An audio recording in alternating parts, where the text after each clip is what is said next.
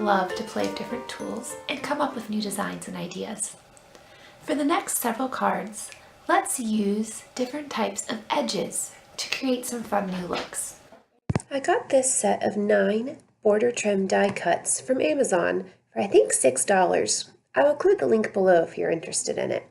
And I'm going to use this scalloped die cut for today's card. And one thing I realized about this set is it's only 4.5 inches long, which really limits its usability. You can only use this die cut for a 4.25 length card. You can't use it on the 5.5 length side because it's just too short. I highly recommend when buying die cuts like this to make sure you get one that's at least 6 inches long.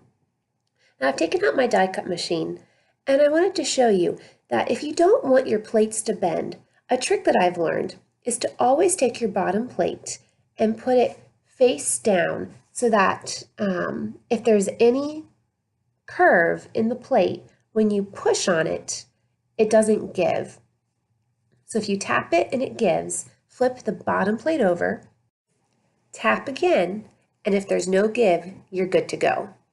Now for the top plate, never cut on your top plate. You can see on mine, I have cut a few times by mistake, just wasn't thinking about it. When you look at the side of my plate here, you can see it has a tiny bit of a curve, but not much of one. Every time I put it through, I make sure that the edge that's curving, if it curves at all, is curving upwards so that the top roller of my die machine will press down against the up. And this keeps it from curving any more than that.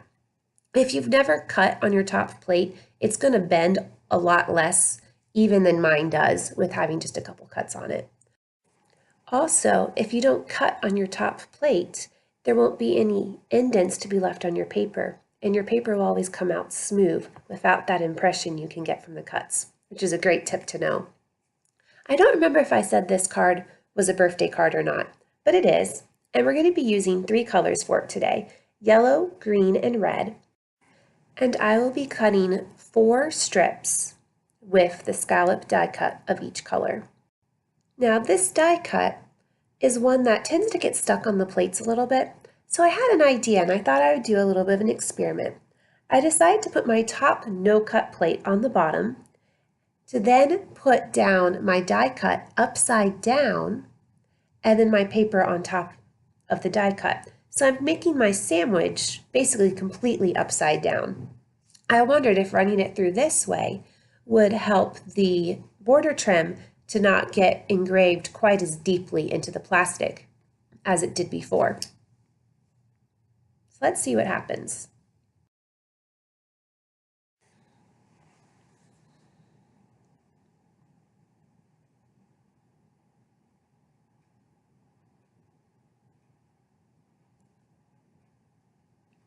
Well, it's not coming off.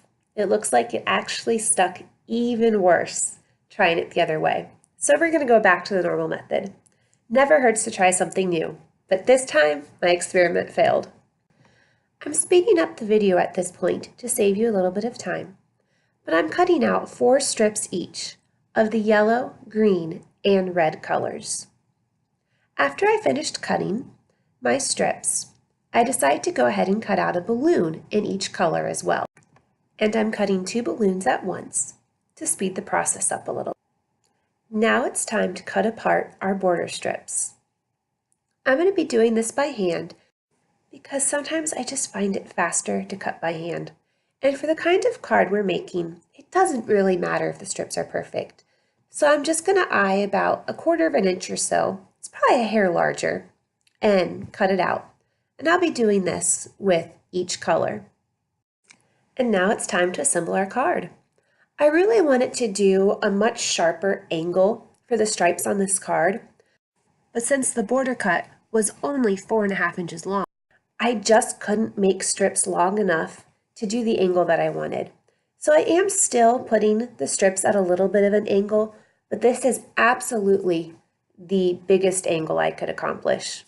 And I'm going to put glue, or I guess sticky adhesive, on each strip, and I'm going to put them down in a pattern order, green, yellow, red, and I'm leaving the ends off the card because it doesn't matter, and I can trim it up at the end and it'll fit perfectly that way. Whereas if I measured perfectly, well, I'm not perfect, and I guarantee some of them wouldn't have turned out the length they need it to be.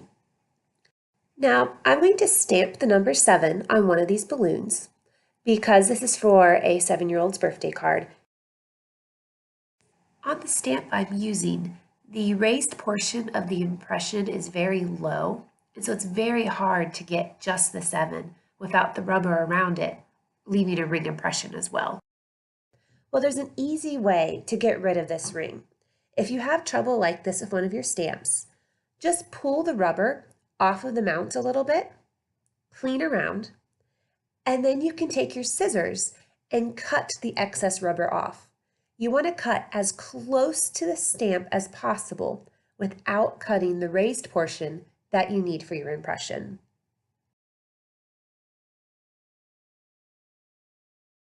So after cutting around the stamp, I ink it up again, and I'll show you on this piece of paper that there's no longer any ring. And let's take a look. There you are. It worked out exactly right. So now we can add the stamp to our balloon and be sure we're going to get a good image.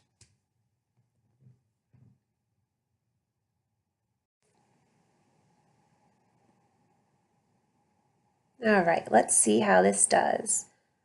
1, 2, 3, and lift.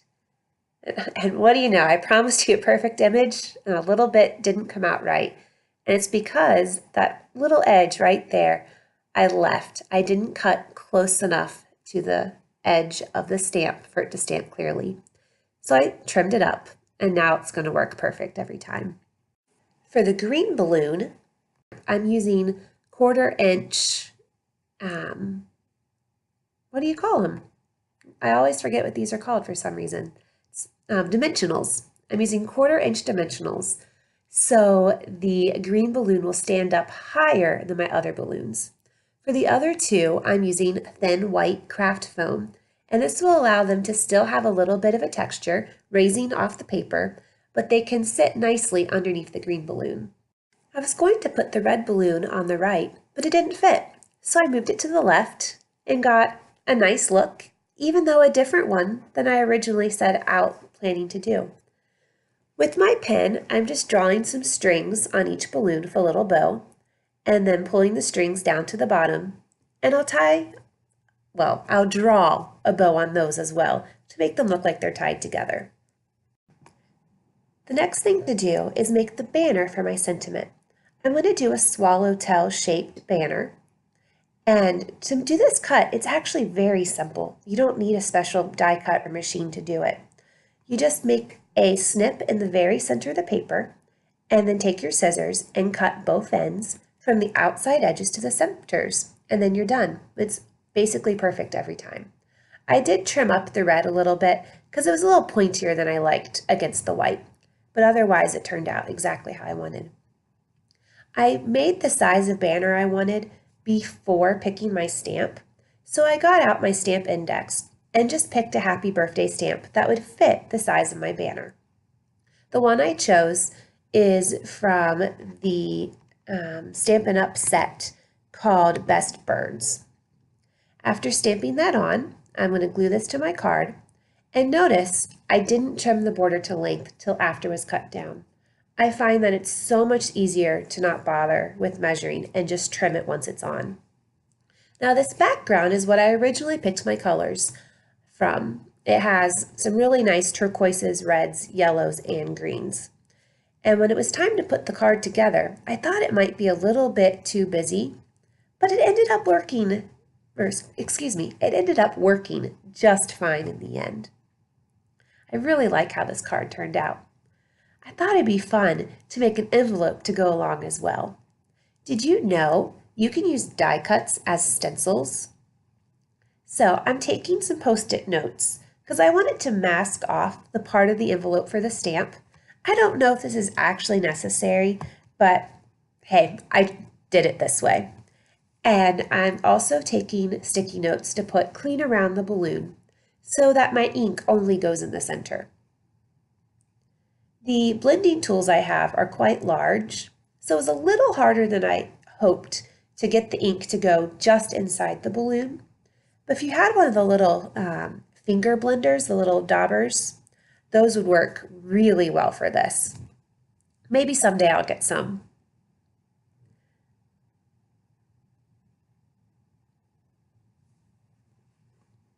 And there's our first balloon. Like how that turned out. And then I'm going to do another one, and I'm using the smaller balloon for this one.